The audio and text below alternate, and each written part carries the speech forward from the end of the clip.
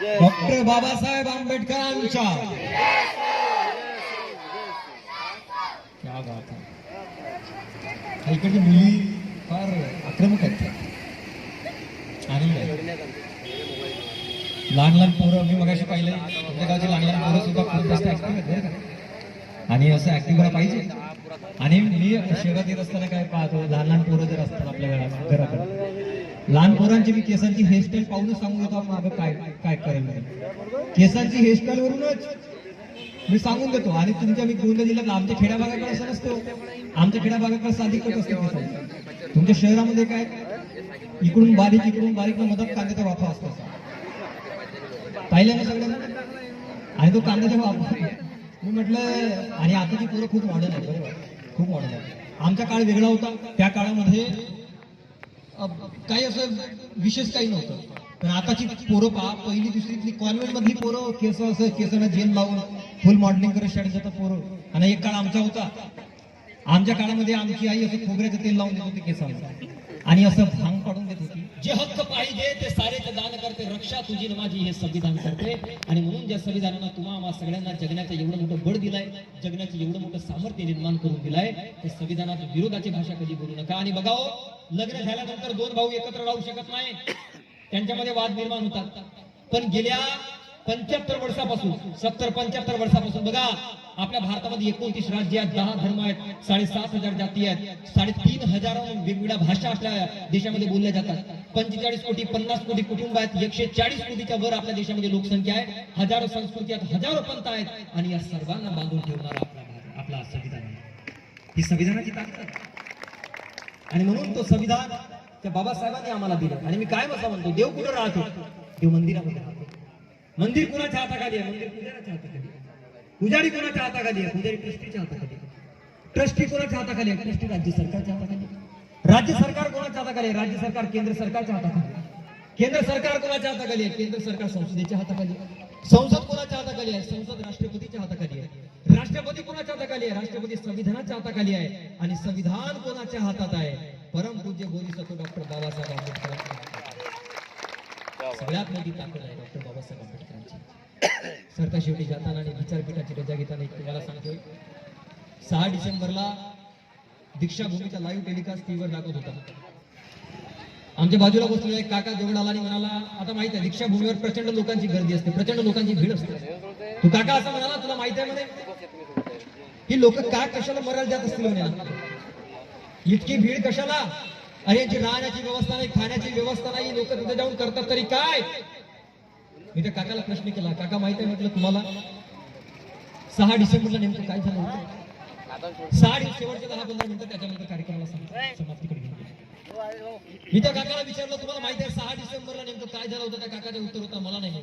मी त्याला सांगितलं 6 डिसेंबरला एक सूर्य जन्म अस्ताला गेला होता. अरे युगायुगाचा धगधगता ज्वालामुखी त्या दिवशी शांत झाला होता. लाखो लोकांच्या कैवारी, तुमच्या आमच्यासारख्या सर्वसामान्य लोकांच्या कैवारी त्या दिवशी राहिला नव्हता. आणि जेव्हा ही बातमी संपूर्ण देशभर पसरली की नाही बाबासाहेब आता आपल्यात राहिलं नाही, तेव्हा प्रत्येकाच्या डोळ्यामध्ये त्या दिवशी असू होते. कोणी माझा बाप गेला म्हणून अकरंदन करत होता, कोणी माझी आई गेली म्हणून रडत होता, कोणी माझा भाऊ गेला म्हणून रडत होता, कोणी माझा गुरु गेला म्हणून, कोणी माझा मित्र गेला म्हणून रडत होता. प्रत्येकाच्या डोळ्यामध्ये त्या दिवशी असू होते. ज्याला जमेल त्या 7 जण त्या दिवशी ट्रेन मध्ये पाय ठेवायला सुद्धा जागा नव्हती म्हणतात, इतकी भरगच्च गर्दी. प्रत्येकाला असं वाटायचं की एकदा शेवट तरी आमच्या गुरुला आमच्या बाबासाहेबांना पाहता यावं म्हणून त्या ठिकाणी भयानक भीड होती त्या ठिकाणी. आणि प्रत्येकाच्या डोळ्यामध्ये त्या दिवशी असू होतो. चंदनाच्या सुगंधी लाकडावर डॉक्टर बाबासाहेब आंबेडकरांचा देह ठेवण्यात आला. चंदनाच्या सुगंधी लाकडावर डॉक्टर बाबासाहेब आंबेडकरांचा देह ठेवण्यात आला. आणि त्या टिकेट केली एक एक ठिणगी जगी तुम्हा आम्हा सर्वांना प्रत्येकाला सांगत होते की बाबानो, मी गेलोय म्हणून रडू नका, मी गेलोय म्हणून रडू नका, पण मी जो समतेचा गाळा, बंधुत्वाचा गाळा जो इथवर आणलाय, नेता आलं तर पुढे न्या, पण मागे मात्र आणू नका. शिका, संघटित व्हा आणि संघर्ष करा. मी त्या काकाला म्हटलं की काही मिळतं म्हणून लोक चैत्यभूमीला जात नाही, काही मिळतं म्हणून लोक दीक्षाभूमीला जात नाही, तर आपल्याला जे मिळालंय आणि ज्या महापुरुषामुळे मिळालंय त्यांना अभिवादन करण्यासाठी लोक तिथे जातात. ही सगळ्यात मोठी महत्वाची भूमिका आहे. आणि म्हणून ज्या महापुरुषानं तुमच्या आमच्या जीवनामध्ये एवढा मोठा तत्वज्ञान मांडलाय, जीवनामध्ये इतका मोठा सखोल वाटा आहे, त्या वाट्याला आपण कधी विसरू शकणार नाही. बोलण्यासारखं सांगण्यासारखं भरपूर काही आहे, परंतु काळाला आणि वेळाला मर्यादा आहेत. मला उद्या सुद्धा 2 कार्यक्रम करण्यास लगेच नागपूरसाठी निर्णय आहे. त्यामुळे आपल्या कार्यक्रमाला समाप्तीकडे घेऊन जाणार.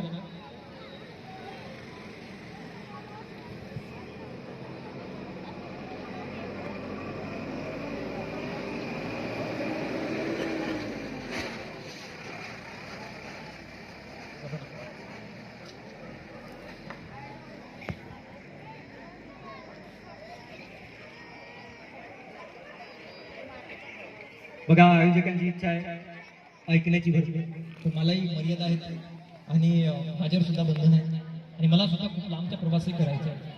बोलण्यासारखं खऱ्या खऱ्या अर्थानं तुम्हाला सांगतो, डॉक्टर बाबासाहेब आंबेडकरांच्या जीवनचरित्राबद्दल रात्रभर जरी बोललं ना तरी शब्द कमी पडतील. आयुष्यभर किती बोललं तरी बाबासाहेबांच्या बाबतीमध्ये आपल्याकडे शब्द अपुरे पडतात. पण काही काळाला वेळेला मर्यादा आहे, त्या मर्यादेचे पालन करणं खूप जास्त गरजेचं आहे. सरतेशेवटी जाताना घेऊ शकतो.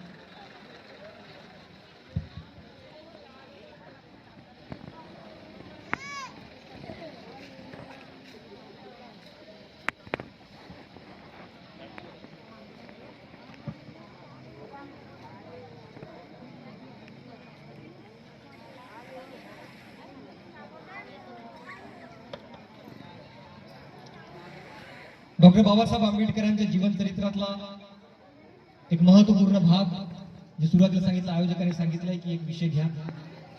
मनुस्मृती नावाचा ग्रंथ जेव्हा बाबासाहेबांनी जाणला होता, आणि मला कायम असं सांगणं आहे की मनुस्मृती नावाचा ग्रंथ डॉक्टर बाबासाहेब आंबेडकरांनी का जाणला होता, आणि कदाचित जर तो ग्रंथ आजही असता आणि त्याच्याप्रमाणे जर आपला समाज चालला असतो तर किती नुकसान आपल्याला भोगावं लागलं असतं. ज्या दिवशी डॉक्टर बाबासाहेब आंबेडकरांनी मनुस्मृती नावाचा ग्रंथ जाणला होता, तो दिवस खऱ्या अर्थानं तुमच्या आमच्यासाठी खऱ्या अर्थानं मुक्तीचा दिवस होता, आणि खास करून स्त्रियांसाठी मुक्तीचा दिवस होता. म्हणून मी काय असं म्हणतो, आपल्या समाजातला नाही तर कोणताही समाज असतो, हिंदू मुस्लिम शीख कोणताही समाज असतो, त्या समाजातल्या प्रत्येक मुलीने एक काम केलं पाहिजे की दर दिवशी उठल्यानंतर, सकाळी उठल्यानंतर डॉक्टर बाबासाहेबांच्या फोटोवर, महात्मा फुलेंच्या फोटोवर, सावित्रीबाईंच्या फोटोवर एक धूप चढवलं पाहिजे. मी का म्हणतोय, कारण तुम्हाला सगळ्यांना, खास करून मुलींना, आज समाजामध्ये जगण्याचं जे सामर्थ्य मिळालं, आज बघा पटवारी पदापासून ते पंतप्रधान पदापर्यंत, एका सरपंच पदापासून ते राष्ट्रपती पदापर्यंत एक पोरगी आज पुराच्या खांद्याला खांदा लावून पुढे पुढे वाटचाल करते. सगळ्यात मोठी देणगी जर कोणाची असेल तर डॉक्टर बाबासाहेबांची आहे. आणि ती जर मनुस्मृती आजही जर अस्तित्वात असली असती तर माफ करा, तुम्ही चूल आणि मूल इथपर्यंत मर्यादित राहिले. आणि म्हणून मनुस्मृतीचा हा सगळ्यात मोठा एक दुष्परिणाम आपल्या सर्वसामान्य लोकांना भोगावं लागलं होतं. चातुर्वर्ण व्यवस्था निर्माण केली होती.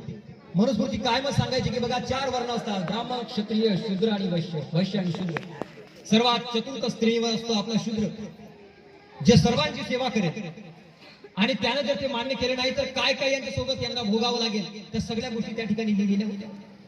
आणि म्हणून मला काय असं वाटतं, आता त्या मुलींना जेव्हा सांगावं, कधीतरी तुम्ही मनुस्मृतीचे नियमांचं वाचन करा. जो कोणी वाचन, मी गॅरंटीडली सांगतो साहेब, शूद्रापूर्वी कोण होते, डॉक्टर बाबासाहेब आंबेडकरांचे पुस्तक आहे, त्या पुस्तकातही बाबासाहेबांनी याच्या संबंधाने लिहिलेलं आहे. आणि मी मनुस्मृती का जाणली हे सुद्धा डॉक्टर बाबासाहेब आंबेडकरांचे पुस्तक आहे. आणि त्या ठिकाणी त्यांनी कित्येक तरी कलमांच्या आधारे, कित्येक तरी नियमांच्या आधारे त्या ठिकाणी लिहिलंय की बघा हे नियम अशा पद्धतीचे होते की या नियमांच्या अंतर्गत जर चालवलं गेलं असतं तर अशा पद्धतीचं नुकसान आपल्याला झालं असतं. आणि म्हणून मला तरी असं वाटतं की या जयंती उत्सवाच्या निमित्तानं मी सांगितलं तरी ते अपुरं पडेल, पण कदाचित कुठेतरी आयोजकांनी या संबंधाने काम केलं पाहिजे. मी मनुस्मृती का जाणली हा ग्रंथ घराघरापर्यंत पोहोचवण्याचा प्रयत्न करा. शूद्रपूर्वी कोण होते हा ग्रंथ घराघरापर्यंत पोहोचण्याचा प्रयत्न करा. डॉक्टर बाबासाहेब आंबेडकरांचं जीवनचरित्र धनंजय कीर साहेबांनी लिहिलेलं तो घराघरापर्यंत पोहोचण्याचा प्रयत्न करा. मनुस्मृती नावाचा ग्रंथ जेव्हा डॉक्टर बाबासाहेब आंबेडकरांनी जाणला तो खऱ्या अर्थानं तुमच्या आमच्यासाठी मुक्तीचा दिवस होता. त्या दिवशी खऱ्या अर्थानं तुम्हा सर्वांना, खास करून मुलीला एक जीवन जगण्याचं चांगलं सामर्थ्य मिळालं. बघा बोलण्यासारखं सांगण्यासारखं भरपूर काही आहे, परंतु वेळेला आणि काळाला मर्यादा आहे. त्या मर्यादेचे पालन करणं सुद्धा खूप जास्त गरजेचं आहे. त्यामुळे कधीतरी नेक्स्ट टाइम एका या सविस्तर विषयावर मी जरूर तुमच्यासोबत भाष्य करेन, जरूर त्याच्यावर बोलेन. परंतु आता काळाला वेळेला मर्यादा आहे, मर्यादेचे पालन करणं खूप जास्त अगत्याचे ठरते. आणि सरता शेवटी जाताना आणि विचारपीठाची रजा घेताना मी तुम्हाला एकच सांगेन की माझ्या गेल्यानंतर माझ्या आडनावामध्ये माझी जात शोधू नका बरं का, नाहीतर आपल्याला असतंच पिढा. पोरगा छान बोलला म्हणे कोणत्या जातीचे होतं, तुम्हाला सांगणं आहे महापुरुषांनी कधी जातपात पाहिली नव्हतो. सूर्यरश्मी सकड परी त्याशी काय झालं बिटाड. आम्ही महापुरुषांना जातीपाती दाखवून दिलाय, पण संतांनी सांगितलंय सूर्यरश्मी सकड परी त्याशी काय झाला बिटाड. अरे तो सूर्य बघा, तो कधी भेदाभेद करत नाही हो की हा ह्या जातीचा आहे किंवा त्या जातीचा आहे, मी त्याच्याच घरी जास्त प्रकाश पाडेन असं कधी करत नाही. तो झाड बघा, तो वारा बघा, तो पाणी बघा, निसर्गात कधी कोणासोबत भेदभाव करत नाही. मग भेदभाव करण्याचा अधिकार तुम्हाला सर्वांना कोणी दिला. आणि म्हणून तुम्हाला सांगणं आहे, माझ्या गेल्यानंतर माझ्या आडनावामध्ये माझी जात शोधू नका. कारण आमचे किरण कुमार मडावी ते फार सुंदर असे म्हणतात, अरे जातीत कोण त्या तू घेणार आनंद माझी. जातीत कोणत्या तू घेणार नोंद माझी, डोक्यात भीम माझ्या रक्तात रे शिवाजी, डोक्यात भीम माझ्या रक्तात रे शिवाजी. आमची जात हीच आहे. आमच्या डोक्यामध्ये डॉक्टर बाबासाहेब आंबेडकरांना ठेवतो, आमच्या रक्तामध्ये छत्रपती शिवरायांना ठेवतो. हीच आमची जात आहे खऱ्या अर्थानं. सरतेशेवटी जाताना आणि विचारपीठाची रजा घेताना मी सर्वांचे आभार मानतो. आणि खास करून डॉक्टर बाबासाहेब आंबेडकर जयंती उत्सव समिती कुडवाच्या वतीनं डॉक्टर राहुल दादांनी मला फोन केलं. खऱ्या अर्थानं आज माझी तारीख होती वर्ध्याला, तर दादाने जो फोन केलं तो वर्ध्याची तारीख मी पोस्टपोन केली समोर आणि ही तारीख घेतली. म्हटलं आपल्या जिल्ह्यामध्ये पहिल्यांदा प्रबोधन झालं पाहिजे. मी आपल्या जिल्ह्यातला आहे बरं का, बाहेरचा नाही, गोंदियाचाच आहे, सालेकसा तालुक्यातला आहे मी, पण व्याख्यानाच्या निमित्तानं बाहेर असतो. पण राहुल दादांनी मला फोन केलं. या ठिकाणी मला आपल्या समोर एवढ्या चांगल्या मोठ्या वैचारिक व्यक्तिमत्वांसमोर मला बोलण्याची एक संधी त्यांनी प्रदान करून दिली, त्याबद्दल मनापासून आभार मानतो. आणि सरतेशेवटी जाताना आणि विचारपीठाची रजा घेताना बघा डॉक्टर बाबासाहेब आंबेडकरांवर गायलेलं फार सुंदर गीत आहे. मला असं वाटतं की टाळ्यांच्या याच्यामध्ये मी गाणं म्हणतो, तुम्ही एक टाळी वाजवत चला. आणि बुद्धीच्या सागरात मंथन भीमात होते, समतेच्या भावनात चंदन भीमात होते, तालात जीवनाच्या विषमता नाचली, न्यायाची रागदारी गुंजन भीमात होते, संकल्प या मनाच्या क्रांती करून गेला, निधड्या मनाच्या मोठा होऊन सिंह गेला, दीपविल कैक ज्ञानी माझ्या धुरंधराने, इतिहास घडविला माझ्या युगंधराने, ही आस नाही केली श्रीमंतीच्या धनाची, फुलविली बाग ऐसी येथे परिश्रमाची, दुःखाला झेलणारा काळाला छेदणारा, गुणवंत पाहिला मी अन्याय झुंजणारा, विसरून गेला शेवटी जातीयतेची ज्वाला, भीमराव माणसाला माणूस करून गेला, भीमराव माणसाला माणूस करून गेला.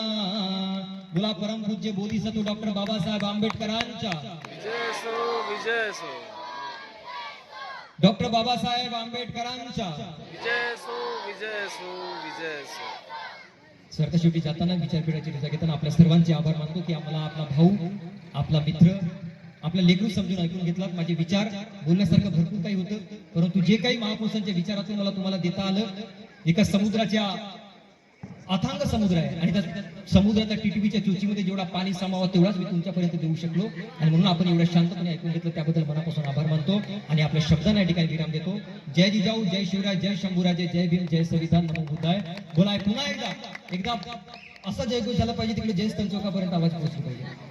बोला परमपूज्य भारतरत्न विश्वरत्न डॉक्टर बाबासाहेब आंबेडकरांच्या विजय सो, विजय सो, विजय सो. क्रांतिसूर्य महात्मा ज्योतिराव फुलेंच्या विजय सो, विजय सो, विजय सो. त्यागमूर्ती माता रमाईंच्या विजय सो, विजय सो, विजय सो. क्रांतिज्योती माता सावित्रीबाई फुलेंच्या विजय सो, विजय सो, विजय सो. बोला छत्रपती शिवाजी महाराज की जय. बोला छत्रपती संभाजी महाराज की जय.